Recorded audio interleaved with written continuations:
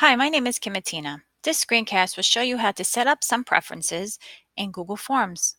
First, you need to open up your form and click on the three-dot menu up at the top right and scroll down to Preferences.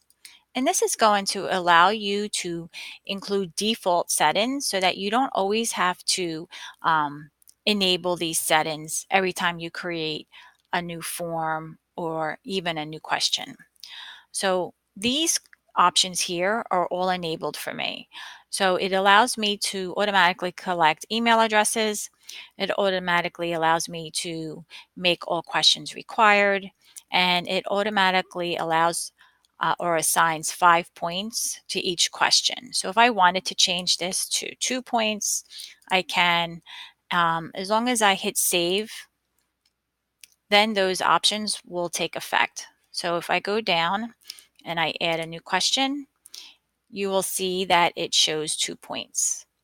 So using the preference option in the menu will definitely help you save time when adding questions or creating new forms. I hope you found this screencast helpful.